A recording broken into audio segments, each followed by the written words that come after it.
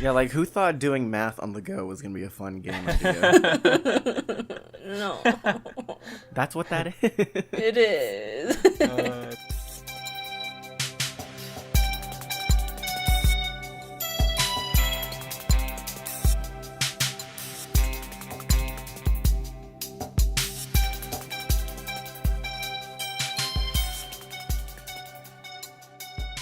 Welcome, listeners, and thank you for tuning in to Those Nerds Over There. We are your hosts. I'm Alan. I'm Kazel. And I'm Sal. This is the podcast where we take a part of nerd culture and talk about it passionately as nerds do. And What do? We do. I thought you were going to go into a soft intro like you did last week. Unfortunately, I don't think I don't know. I've been so busy this week with just live stuff that I don't know, nerd stuff. I don't want to make this like separation between the two because I don't know. That sounds weird to me. But don't really have anything. We'll consider that second of awkward silence as a moment to remember Steven Hillenburg. Oh my goodness, that's right. Yeah. We lost Steven Hillenburg today, creator of SpongeBob. Cries all the time. Indeed. Yes. I've seen so much art and memes. It's been glorious, but sad all the at feels. same time. There was SpongeBob? There's a post I saw that like people use like SpongeBob humor and memes to kind of gauge and judge like the friend quality of people. Yeah. I think that's definitely true for our friend group. Yeah. If you don't know SpongeBob, you will know SpongeBob. I remember one time you had me edit the that audio clip of Squidward saying that the walls will ooze green slime as your text tone. And Yeah. I still have that audio file on my computer. Perfect. But yes. Yeah, he essentially created a generation. Yep. For real though. So rest in peace, Steven Hillenburg. Yes. What? He's a marine biology teacher? Sorry, I pulled up his stuff. I didn't know that. Well, That makes sense, though. SpongeBob was conceived as like a thing to teach marine biology or something. Oh. Or that might just be me talking out of my ass, but I mean, that Something like that. I remember. that's hearing fascinating. Now I'm somewhere. going to open up his wiki. I'm All right. distracted. no, you're good. I'm gonna get back into it. All right. Just like how we normally like to start out, we're gonna pull a question out of the nut jar. Yay! Yep. You know, if you're a fan of the show and you want a kind of nerd-themed question submitted into the jar, feel free to send us a DM at Those Nerdscast on Twitter or thosenerdscast@gmail.com. You know, submit your question and any kind of social media you want, like a shout out for, and we'll put you in. But for today, Woo! oh, okay. So this was one I'd written a while back. What was the last book you read? And I put this in here because I realized I'm terrible because I stopped reading books a while ago. Yeah, I remember you saying like, was it last week on the podcast? It was sometime. You were like, I don't read. I think that was during when we were talking about novel November. Ah, I see. Yeah. Is it the last book we read? like to completion or Yeah, like to just... completion or right. Because I would say to completion. I'm not entirely sure. You know, just opening a book and reading the first page is considered reading the book. Well, I mean, Well, not like the first page. I've gone No, through I a have- couple pages. yeah, and just I put it have back a down. book right now. I have like 2 chapters left. I've had You these don't 2 know my chapters life. left for like months now. But... It still counts as reading. But that's not. Oh, that's true? Is that the last book you read? I mean, Like- technically. Yeah. All right, then yeah. I would say yeah. But All what is right. what is that book then, Sal? So the last book I read, man, I really need to finish it. Like 2 chapters. Come on, Sal, get it together. It's called The Raven King. The Raven King. Ah, do you like that? Yes. Cool. It's my one of my friends always like raves about it. Oh. Rave. Yeah. It's, it's the last. It's the last book in a saga. Saga's 4, right? No idea. Dang. I don't read books, Sal. You don't need to read books to know. I don't need to read books and know book jargon. That counts. It's what? No, that's for like movies and stuff too, right? I don't watch movies either. Okay. Anyway, it's the fourth and last book of this series called The Raven Cycle, and it is a YA novel about these teenagers that go to like a prestigious high school, and one of them is trying to find this like supernatural king, I guess this dead king, to have a wish granted to him, and there goes the dang vacuum again. Yeah, so they meet this not little girl, they meet this other girl named Blue, who has like this power to amplify psychic abilities.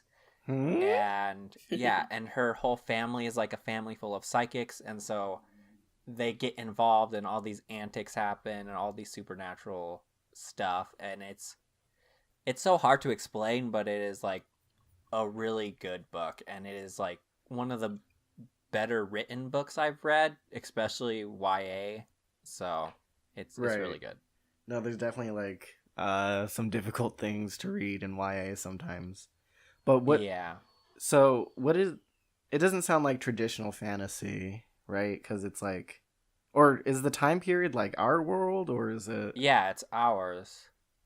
So it's set in Henrietta, Virginia. I think that's a real place. And it's look it up. It has to do with Welsh mythology.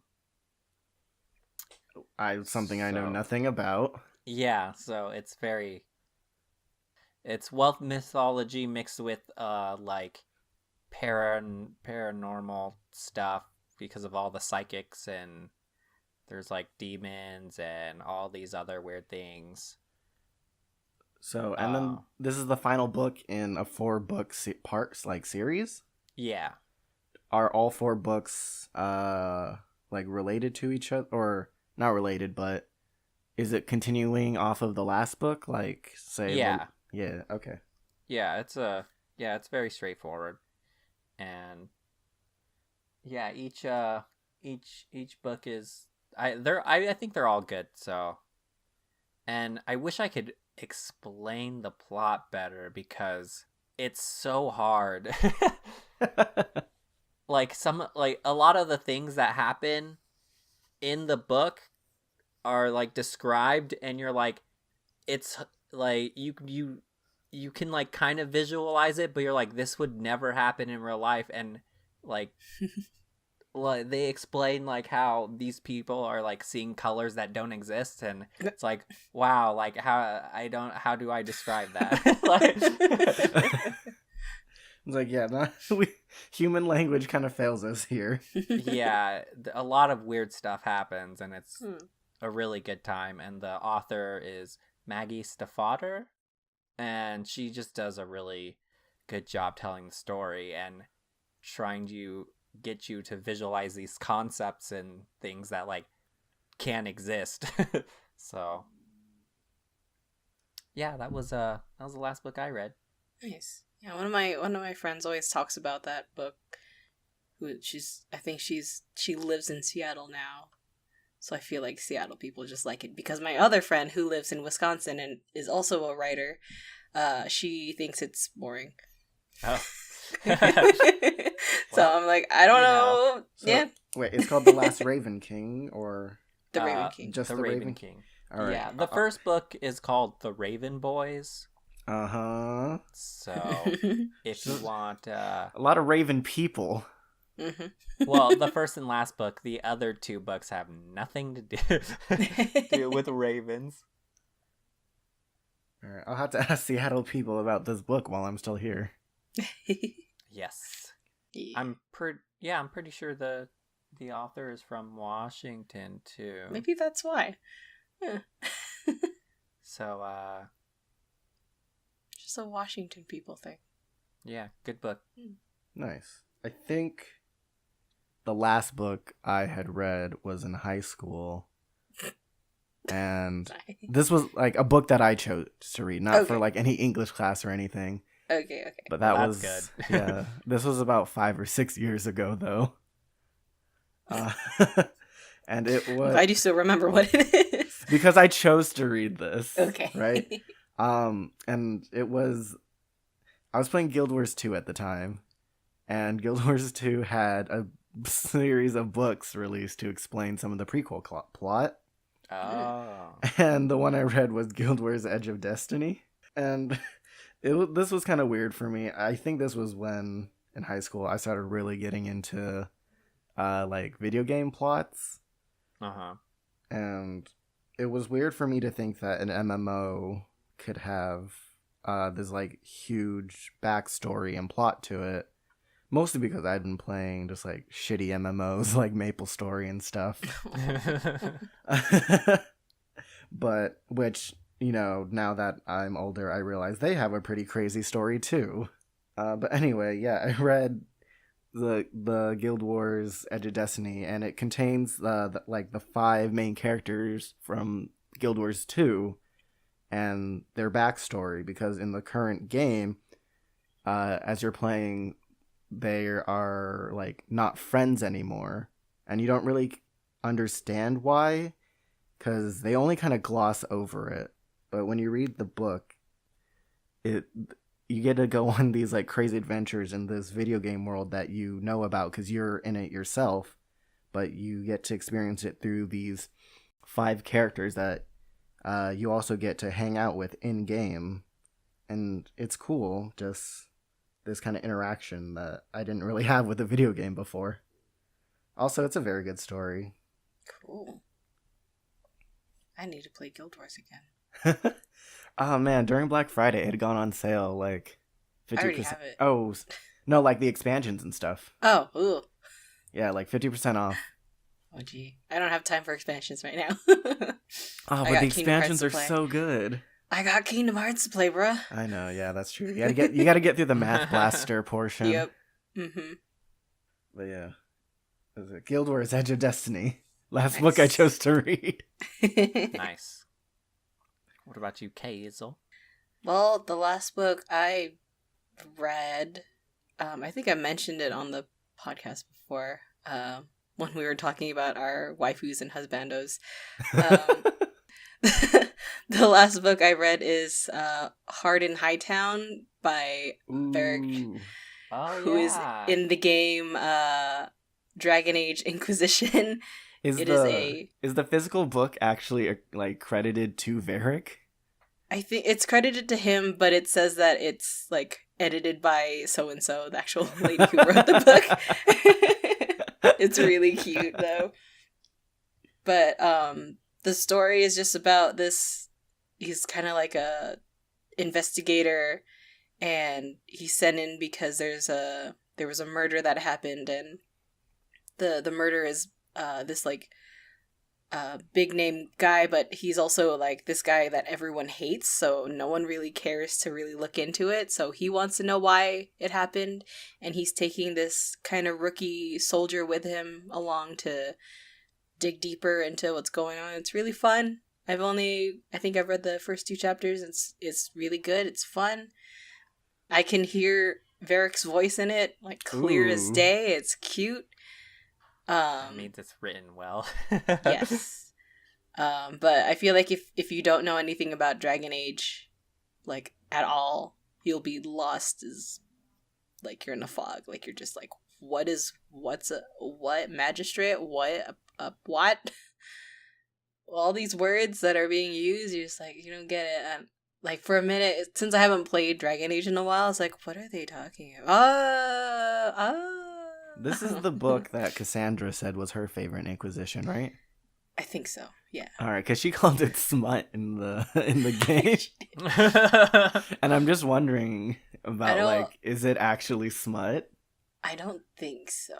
I haven't gotten far enough to say so.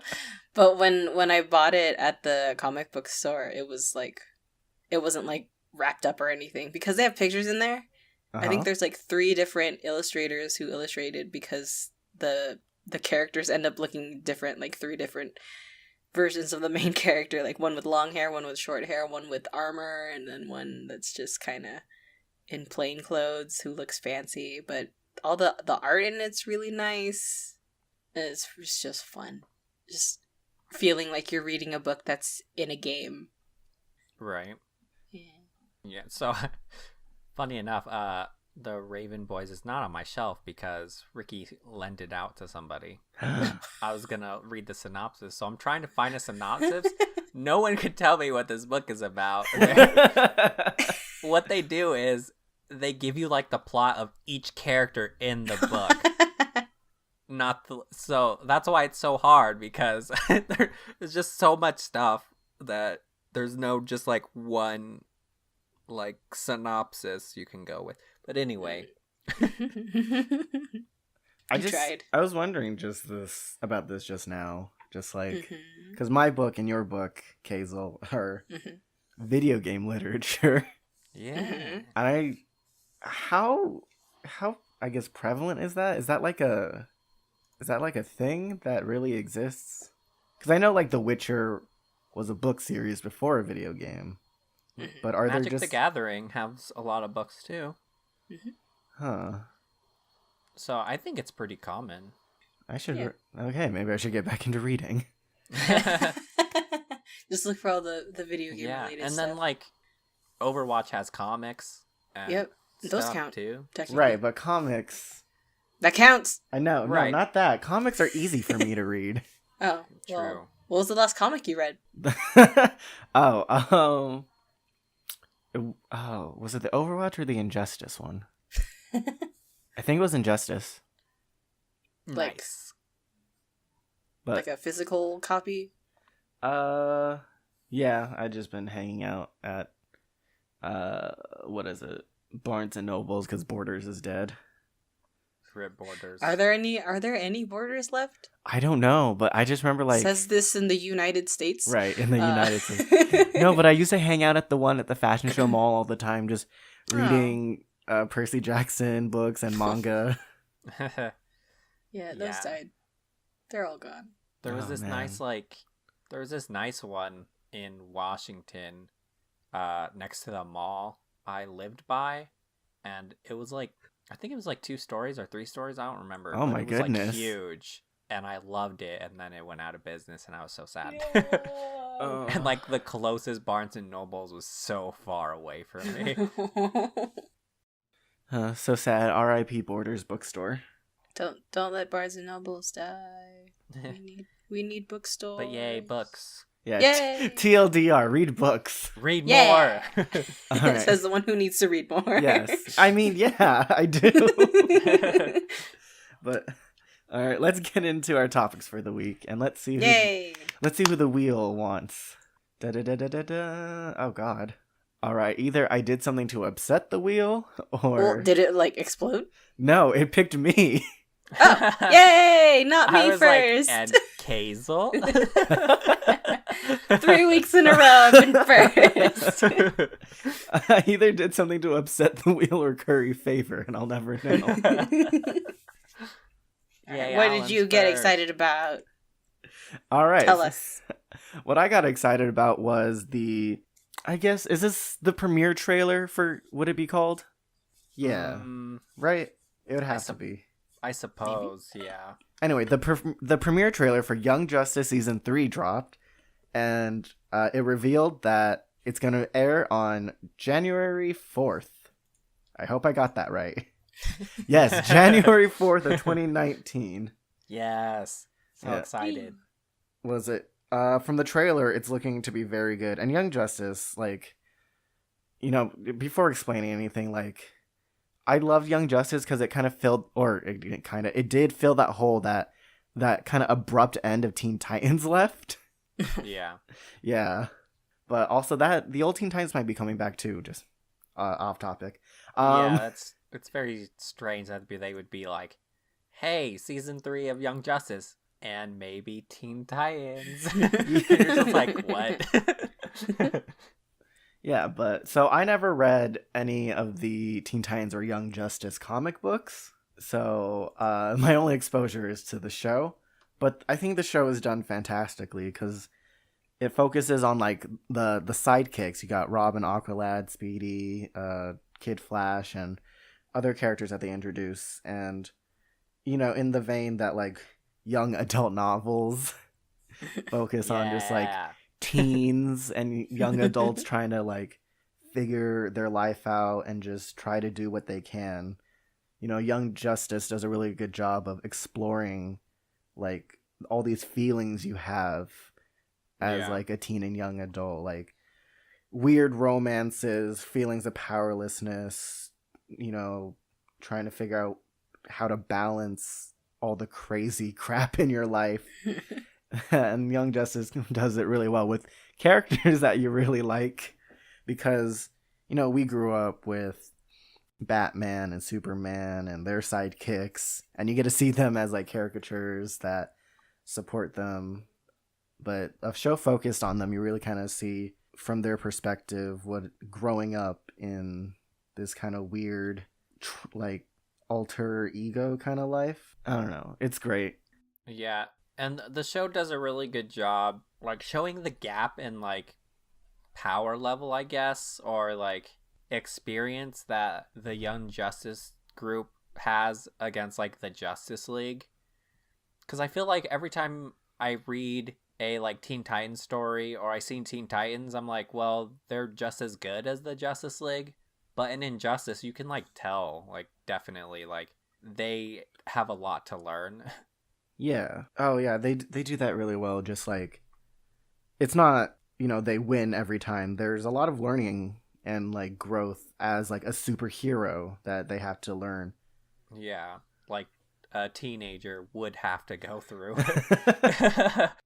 But anyway, so the premiere trailer for season 3 came out, and season 3 is labeled Young Justice Outsiders. I have not read any of the Batman and the Outsiders comics either, but I'm yeah. pretty sure there's no connection. We've got a lot of the from the trailer. It looks like we got a lot of the characters, Uh-huh. like that's gonna be in this season. Like Right. we even see one scene in the trailer where you've got Batman and Katana and Metamorpho jumping out at night for some weird stealth operation. Oh, okay. Then maybe. Yeah, I think the only connection is that they're using the characters for now. Uh-huh. Yeah, but I mean, we'll know on the 4th, right? Yeah. So the new season's called Outsiders, and there was an Outsiders comic where it was Batman, and he took all these like I don't want to say anti-heroes, but I guess you could call them that.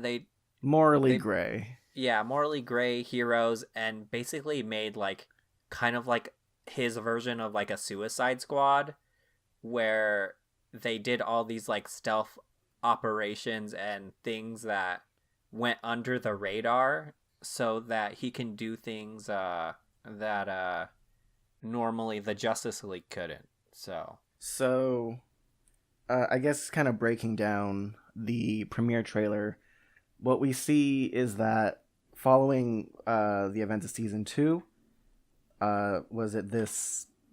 They've got human trafficking now as their main plot point, where the countries are taking people that have the metagene that can potentially give them superpowers, kidnapping people, and you know, developing them into human weapons.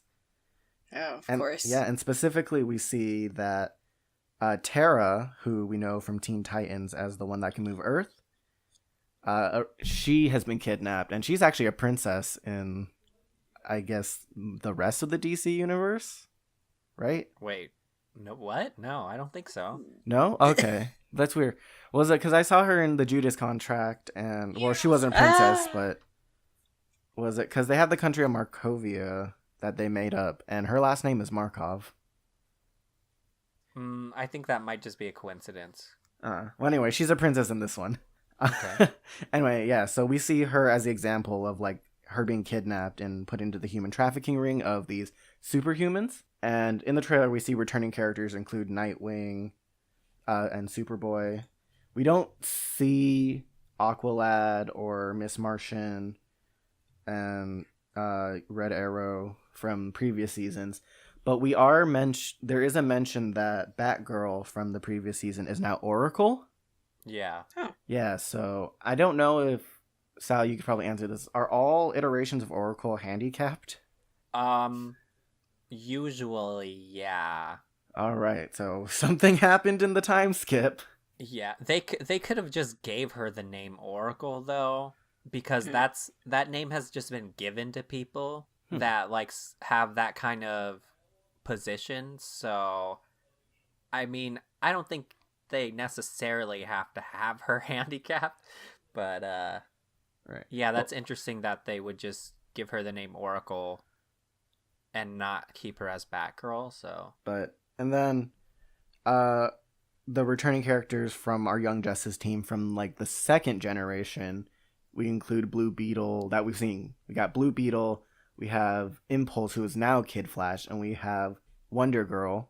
We do see a Robin in the trailer, but we don't know if it's Tim Drake. Or Damian Wayne.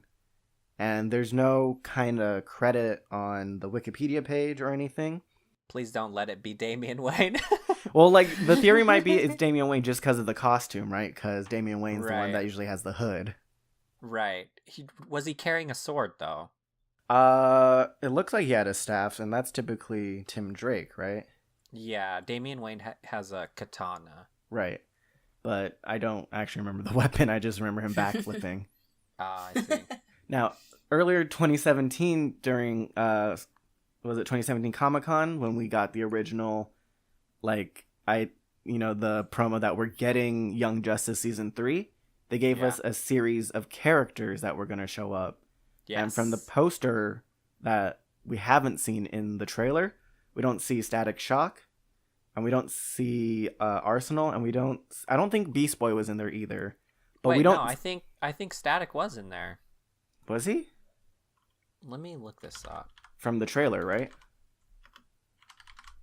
Oh, from the trailer. No, I thought you were talking about the poster. No, I'm comparing the poster to the trailer right now. Oh, got it. Yeah, we don't see Static, Beast Boy, Arsenal in the trailer, but we also don't see our 3 new characters, a Spoiler, 13, and Arrowette. Yeah.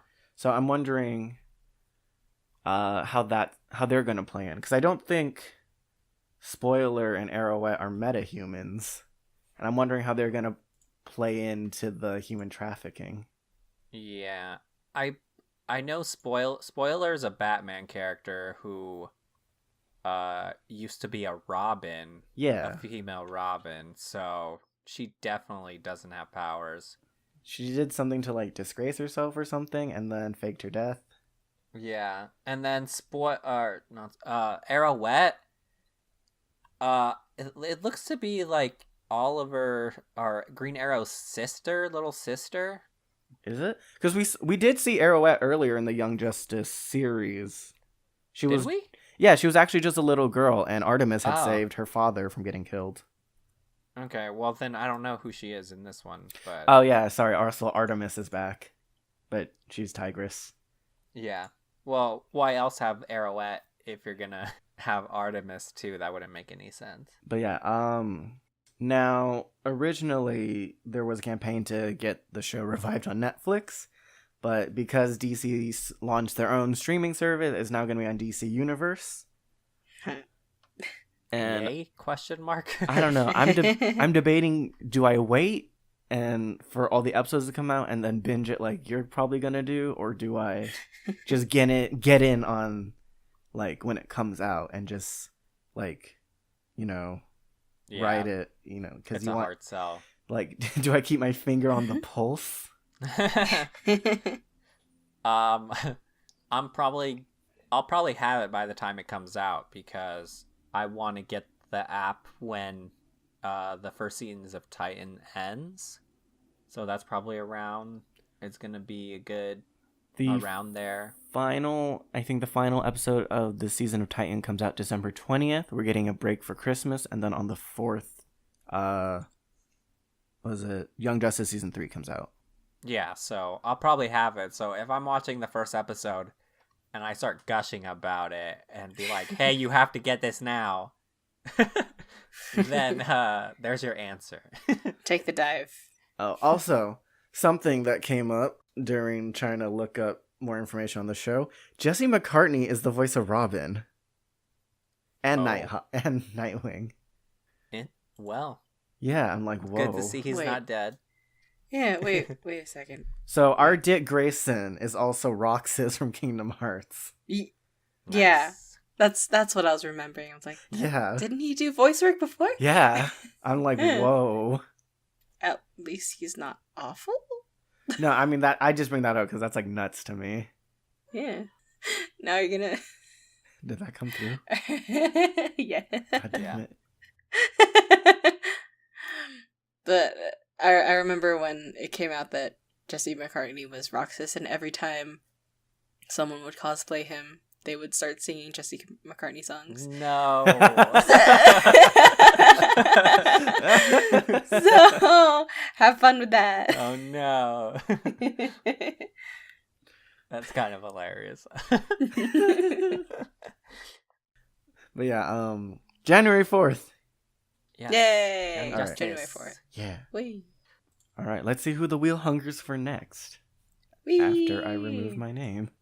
Ooh. Shaka. Okay. Kazel. Yay! When did you get excited about this week? I got excited about all the memes that have been showing up on Twitter about Neon Genesis Evangelion coming to Netflix. Specifically the meme.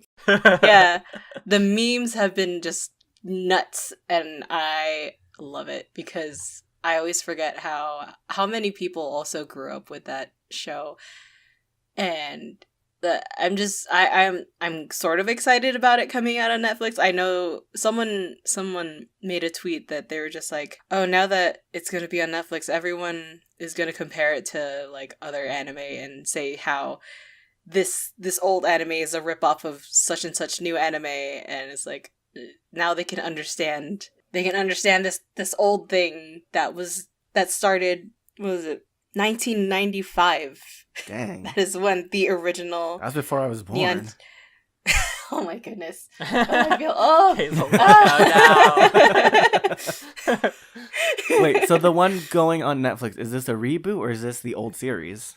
They are putting the old series up and all of the movies, or I think, what did so all 26 of the original episodes and one of the movies, and then I think a remake of one of the other movies. There were 2 movies. Oh, a remake. And they're all consistently all together. Well, it wasn't like a right now remake. It's like they remade it a couple years ago because they didn't like what happened. Was this the one where you had Shinji doing the piano scene with the other guy? Possibly. Anyway, sorry. Go on. But yeah, it's gonna be on Netflix, and everyone and their grandma is excited. It's coming out in spring of next year. There's no specific date yet.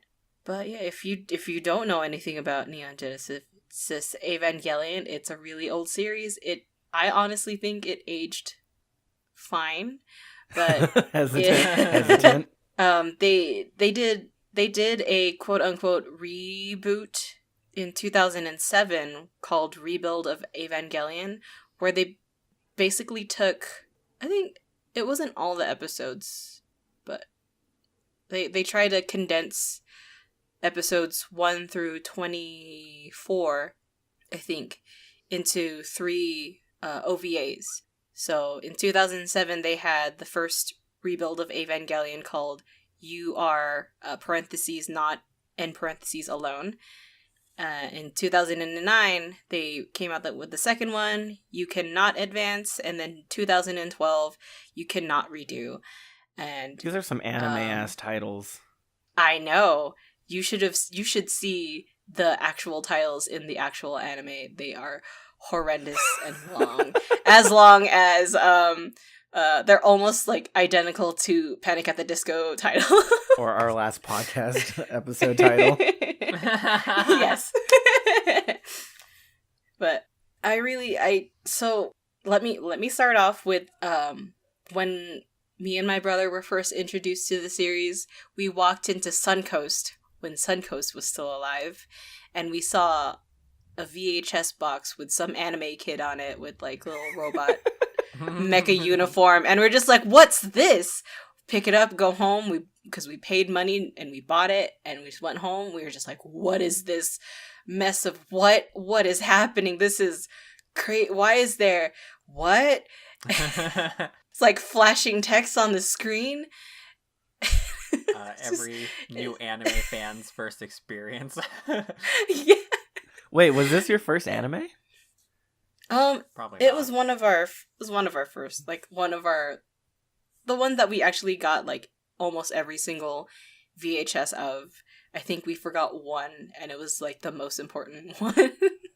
We still don't have it, but my brother ended up buying all of the series on DVD after he moved out. So, and then I think he kept up with buying all the OVAs as well.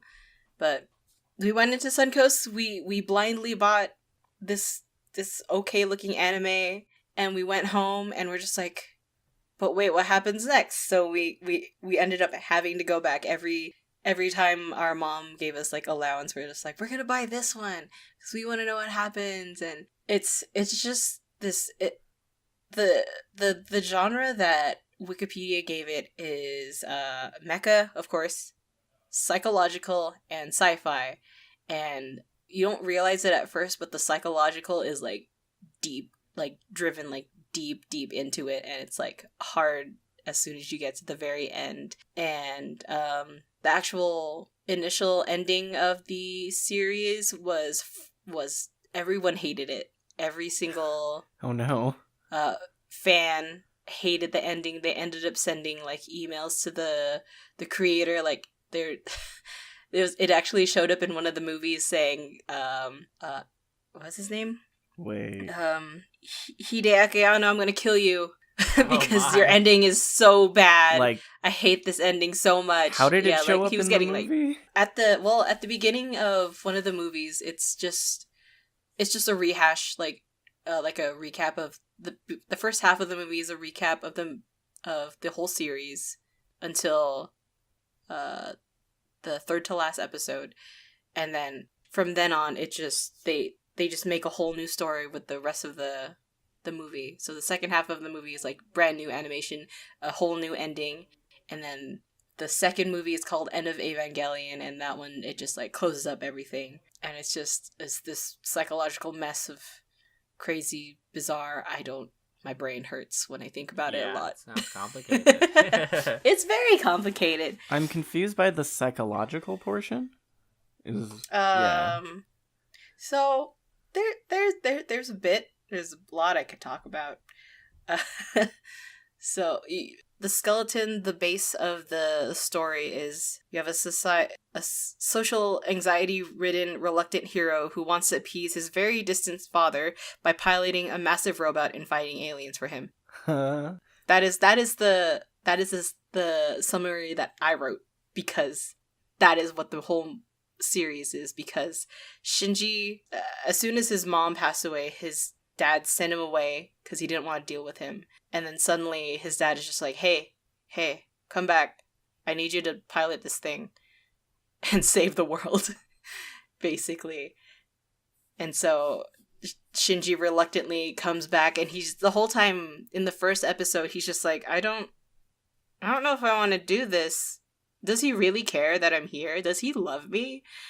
Oh. And the whole series is about Shinji's self-worth. Like, so there's a lot of psychological abuse.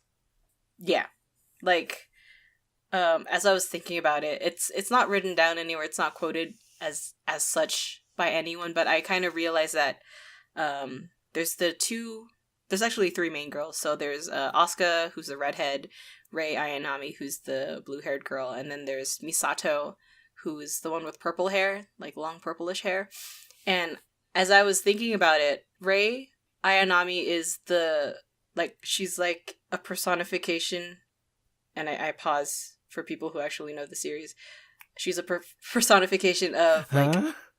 a mother, like his mother. Like he feels like, or she feels like a mother character to him. Like if she would be the woman who is like more like a mother in his life, and then Asuka would be more like a wife that would be in his life, and then Misato would be that girl next door that you would mess around with kind of girl.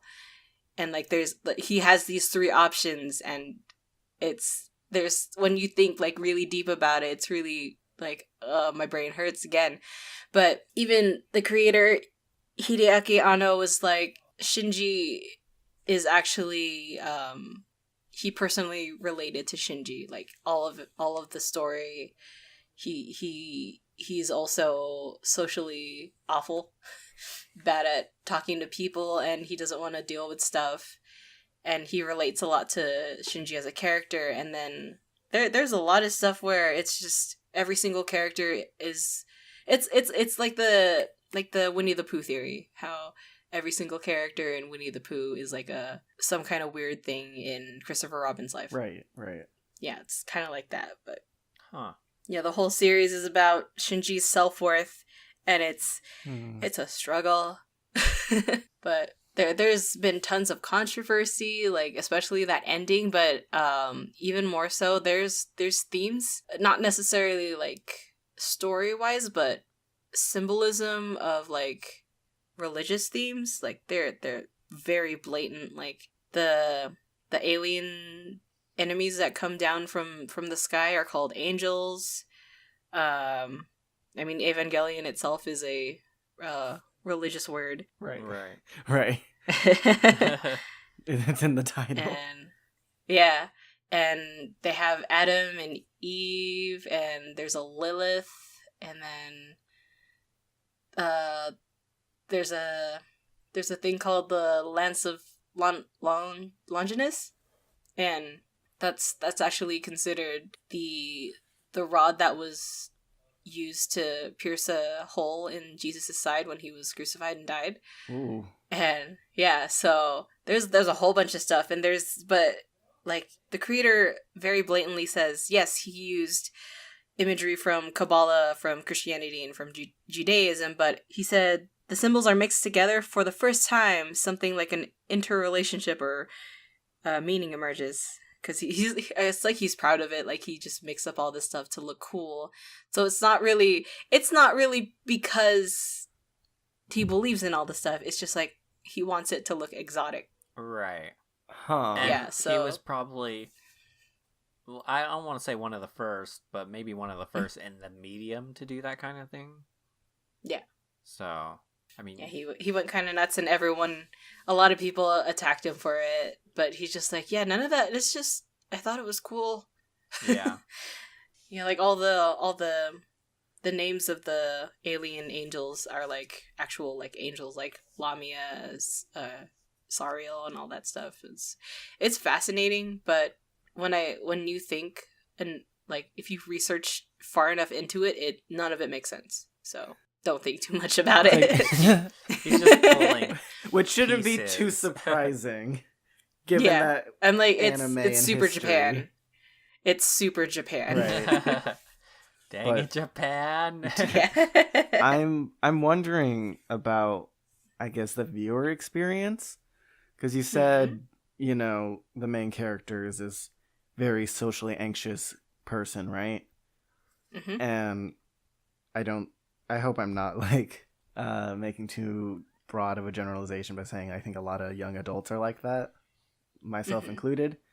And I'm wondering, like, watching this show where it's about this socially anxious kid and it's about character development, is this a good environment to be in? No. No? Oh, what? Nope. It's the worst. Because it's spoilers. It's not a very happy ending. Oh. like the original happy, or the original ending is it frames itself as happy, but it's legitimately like not. It's like you're coding yourself in, you're hiding behind a mask of happiness, and it's not true.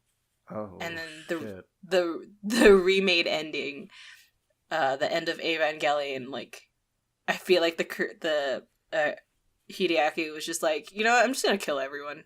Everyone sucks. Good lord. Yeah. See. And I think the very, very, very last line of the movie, spoilers, is one of the girls saying to Shinji that he's disgusting. That is the final line of the series. All right, then. Can I, Kazel, do you mind me asking, like, would you consider yourself someone as, like, very socially anxious, or were you when you were watching the show originally? Yes, I was.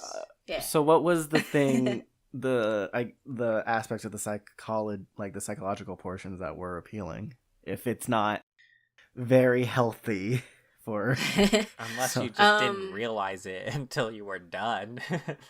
Yeah, I didn't realize too much about it because when I was watching it, I think I was like 7 or 8. Oh my goodness. 8 years old watching Evangelion? What the fuck? Bruh, my brother was crazy. He one of the animes that we rented when I was like, I think I was like 6, he got a Ninja Scroll. And if anyone knows anything about Ninja Scroll, that is a grotesque, sexually written ninja murdering anime. Oh my. I'm just like, okay, we're watching this. But I'll go along. But, I want to be cool. Yeah. But yeah, the thing, I guess the thing that appealed to me the most in the themes of the psychological stuff is, I guess it was just like how other people interacted with this guy who's terrible at social situations, because I was like, oh, I'm kind of like that, but seeing the way not to do it. Right. Okay, I see. Because there are several times in this series where he just shuts down, and then what happens is that his robot also shuts down, and you kind of get a sense that it's an actual dangerous thing to shut down and just like stop and not try to deal with what's burdening you. And it's like, oh, okay, so I shouldn't do that because everyone around me is gonna get killed by aliens. Okay. The most extreme thing that could happen. Yep. Okay, I see. I can get that. Yeah. But the animation itself is beautiful. if that's a good selling point for you, I remember there are several scenes in like the original animation, because a lot of it was remade in Rebuild, but the animation is just so solid, even for like the mid-90s. It was just so awesome to see without using any 3D stuff. It's so beautiful. I love Stop with the bad CG. Yeah, go back. Stop. So would you say the animation holds up pretty well, or? I think so. It might be a struggle for people who are used to like super clean stuff that comes out nowadays. Right. But it's it's got its charm. If you had to like compare it to like the Miyazaki movies that usually hold up when in animation, like that, or not to caliber? I think yeah. It like kind of how everyone really likes Nausicaa. Uh-huh. Yeah, it's kind of got it's like that, but not too cute. Right. I wasn't exactly sure Nausicaa was very cute. Show. I don't even think... Yeah. I think Nausicaa is like a decent comparison. But yeah, I feel like the animation quality itself is solid. I could probably, if I had a VHS, I would find the series that I have. I'm pretty sure it's in a box like right next to me, but I would totally just watch it again and be like, "Wow, this is weird. This is really weird."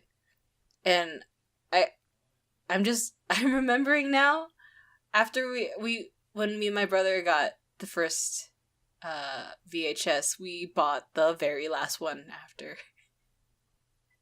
And we were very confused because the last episode is basically just pictures and things, and none of it makes sense in context, because it is basically like the ending of the series is where Shinji tries to reimagine a world where he doesn't exist.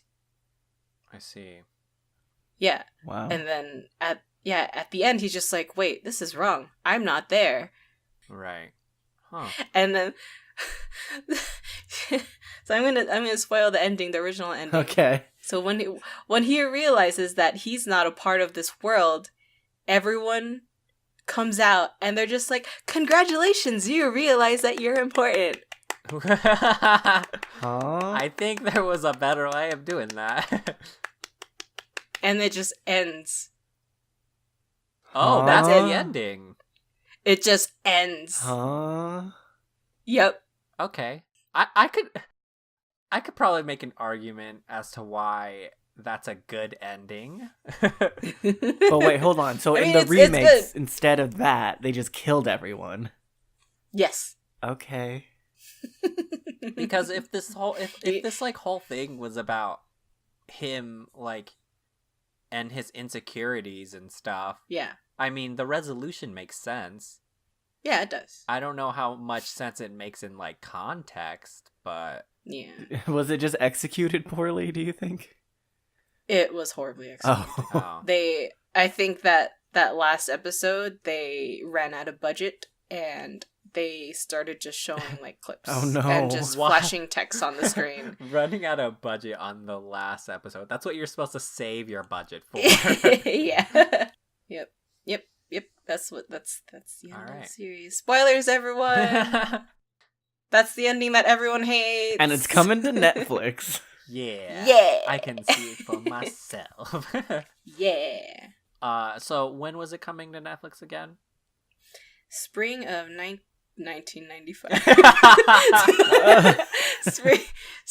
Spring of 2019. Got it. Yes. And it's not getting a live action remake, right? Oh, please I no. really hope not. Please no Because more. that would just be 'Cause, ridiculous. I can't. So something got announced for live action, right? Cowboy Bebop. Oh yes, there you go. I was You know like, what? Yeah. You know what else got announced for live action? What? Avatar: The Last Airbender and Kim Possible. Kim Kim Possible? Possible? What? I What? I can see that, but Oh When? no! All I'm thinking of is like a bad CG naked mole rat. they could actually get a real one. It's like They I have no could, confirmation but on the they Kim won't. Possible one other than some leaked Ugh. images. Oh, okay. Oh. Let's not do that. I wouldn't mind a retry for Avatar: The Last Airbender. Yeah. Yeah. At least with the was it the Avatar one, they're actually gonna talk to the writers and not just be like, "Oh, this is a story. Let's go into it." They Without talking. They didn't to need. anyone. All they had to do was like watch the source material. No, you just go into They didn't need to talk to anybody. Like it's all laid out for you. it. But I wanted to use this kid But- and this white kid. But I want his name to be Ong. See, It's like he just. I'm still pure because I never saw the M. Night version. Oh my goodness! You I are don't one need to of the see it. lucky ones. The perks of not watching movies and not reading books, I guess. Oh man. All right, but transitioning from, I guess, psychological horror to some actual horror. Sal, what'd you get? Appropriate. What? Sal, Is it what'd you appropriate? get excited about? This is a good podcast. A Oh my plus. goodness. Transition. So, what I got excited about, I talked about this on our Spook. spook episode. On Halloween, I was watching The Haunting of Hill House, a show that's on Netflix, and I finally finished it. I had watched like the first 2 episodes and then never went back. Don't know why. It's probably the best show I've seen this year. Oh? Probably. Wow. So That's extremely high praise. You consume a lot of Right? media. I could. Thank you. How does it all fit in your brain? Right. So the Haunting of Hill House came out on October 12th of this year, and it is based on a 1959 novel with the same name. So I looked into the novel, and their like characters all have the same names, and like the house has the same name, but it's pretty like loosely based off the novel. So the synopsis for this show, it's kind of like the Raven Boys, where it's like hard but right. That's why I had to make one up Yeah, for so Evangelion. but I did find a pretty good synopsis. It says, flashing between past and present, a fractured family confronts haunting memories of their old home and the terrifying events that drove them from it. So it is about this family, the Cranes, who move into this mansion of a house so that their father and mother can like flip it so they can sell it and buy and make their own house. And so they're there for the summer, and things start going bad because it's basically haunted. Yeah, that's what it's about. I want to give a shout out to all these writers real quick, because it's created by Mike Flanagan, but all the other writers, like, oh my goodness, this show is so brilliantly written. It is fantastic. So, Liz Pang, Scott Koser, Meredith Avril, Jeff Howard, Charisse Castro Smith, and then Rebecca Klingel. You guys did an amazing job with this awesome show. I want to take just a quick tangent to say I had almost an exact same idea for an HGTV show where you had ghost hunters buying haunted houses and then flipping them. Nice. So yeah, this show, it's about this family who, at first you see like basically the climax of what happened on the final night that they're at this house, like the terrible thing that happened that drove them away from this home. And then it like fast forwards like, I want to say like 20 or 30 years maybe? Wow, that's a lot of years. Yeah. Probably like 20 years in the future, where all the characters are grown up and they're basically having to live life dealing with like all these memories and past traumas of what this house did to them, and how like one of them didn't make it out. So the mother ends up dying in the house. Oh. And the father doesn't tell any of the children why or what happened to the mom, in a like attempt to like spare them of like the truth, but it ends up backfiring because they just become like worse off without knowing it. And so the story, it's categorized as a horror, and like it's like a thriller mystery, but that's like surface level. Like this show is basically like a show about like mental illness and family and like dealing like with depression and all that stuff, and like the whole horror aspect is kind of like just a mask to tell this kind of story. Oh, so more psychology. Yeah. Yay! And it's just like so well written. Like every ghost has like a purpose. They're not just there to scare the characters. Like every scene is like placed like there for a reason, and every mystery element is shown within the show. And if you like just paid attention to like all the like little Easter eggs that are being planted, like you get like what's going on. And if you go back and rewatch it, you're like, oh my god, that was there like the whole time. Like they That just yeah. yeah, that's how you do good plot twists, y'all. Yeah. It's just it's so like expertly crafted, and they're just each episode follows like a different member of the family, and it like reveals like their part of the story. And so each episode you're like just slowly piecing together like the events that happened in this house and what that person had to deal with because of all the aftermath. Yeah, it's just great, and it's beautifully directed. They have so many good like jump cuts and all these other film things that I can't describe because I'm not a film major, but it looked amazing.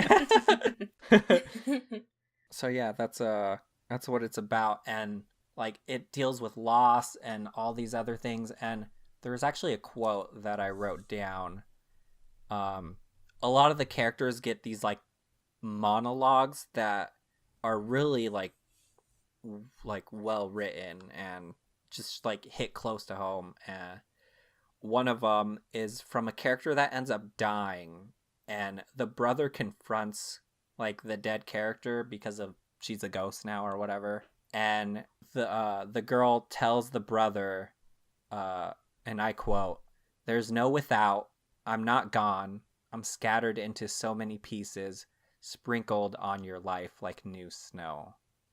Whoa. And just like so many of these like amazing like dialogues and having to deal with loss, like confronting the fact that like they're not gone, right? They're always with us, and just so many good stuff. It's an amazing show, and I recommend it to like anybody who like if you're not into horror, then maybe you want to skip it, but like the horror aspect is like just like surface level. Like this show is so deep.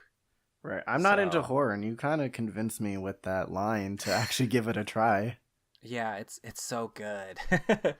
But Guess we're gonna be watching lots of yeah, things. Right? true. But so you know you're saying that the horror is only a surface aspect, but it is. You know, it came out around Halloween, and it was advertised as that. Yes. And you know, people do enjoy horror movies. Yeah. Do you think they did the horror well? Because I'm gonna echo. I didn't see the show. I'm gonna echo the opinion of my friend Mackenzie and Debbie, who they thought that it started out scary, but they kind of revealed stuff too quickly, and the horror lost its ability to actually scare them later on. Right. And that I think that's where like how I said like the horror is surface level. Like because the horror is there at the beginning mostly because they're a lot of the beginning is taking place like kind of in the past with these kids who are seeing all these like terrible like monsters and stuff, right? Uh-huh. But as the show goes on, they like and they're grown up, you realize that these things aren't just monsters, and you like start to understand that these are kind of just manifestations of like mental health and stuff. And so like Oh. once you start understanding like these monsters aren't monsters, I think it does lose the whole kind of like horror aspect, but I think it does that for the better because then you start understanding that isn't just a horror, and there's way more meaning to what's being displayed. Wow, that's very interesting, right? Because it's like a horror show that kind of aimed to like explain the horror away, right? Yeah. So, and the whole show is like, it covers so many characters, and every character is like an unreliable narrator. So you're like going back and forth between, is this real? Is this not real? Are these supernatural things? Are they like not? And it's just like, it does that really well. And you like going back and forth, like, is this person like mentally insane, or are these ghosts real? And so yeah, it's just, I love it. So Well, I wasn't gonna watch it before, but I guess I can watch it now. yeah, On so, Sal's Netflix account. yeah. Yeah. So yeah, Hopefully just, no one else is watching at the same just time. anybody who loves like that kind of storytelling, I like highly recommend it. And for the people that like horror, it definitely loses its horror eventually, but I think by the point it loses its horror, you're like so invested in these characters that it doesn't really matter anymore. It becomes more about the story. Yeah. But yeah, like I was saying before, where I was like, the final episode, I was kind of nodding in and out of the show. Like, there are so many like monologues and these like deep like cuts in the final episode where people are like explaining things and like just giving like answers, where it's like, I wish I wasn't nodding at, like off as much. I think I might have to like watch the finale again, because there's like so much stuff to like unpack from that single episode. So yeah, go watch it. And that's what I was Yay. excited about. Nice. So that's what we got excited about this week. All television shows, I realized. But you know what? They're all great. So thank you so much for enthusing with us. If you enjoy what you heard, share it with the buddies so you can nerd out together. If you have any recommendations for improvements, feel free to leave them in the comments. You know, we're also on iTunes and Stitcher. Those comments and ratings, they do a lot to really help us improve the show and for podcast visibility. And, you know, don't forget to hit like if you did on SoundCloud. And check us out on social media. Do you guys want to plug yours? Sure. I am Kazel R on most social medias except for Twitter. I am Kazeloo. And yeah, follow me if you want to see me be a gigantic dork or post lots of pictures of my dog. Especially, yeah. And either that, find me on Twitch. I stream random times now. I don't know when I stream anymore. I just do. So if you want to see me draw or play a random video game, check out me on Twitch, KZLR. And I am at Salzik on Twitter, at Mr. Salzik on Instagram, and I stream on my friend's Twitch channel, Where is Suspiria, Thursday nights at 9 Pacific, and we are playing Red Dead Redemption 2. And you can find me on Twitter at ArielEyes_. And recently I've been playing D&D on another streamer on Twitch who is at Reeves Twitch. Those happen Saturdays, usually around 7:30 Arizona time, 6:30 Pacific Standard Time. Anyway, thank you so much for listening, and we'll see you next Wednesday. Bye.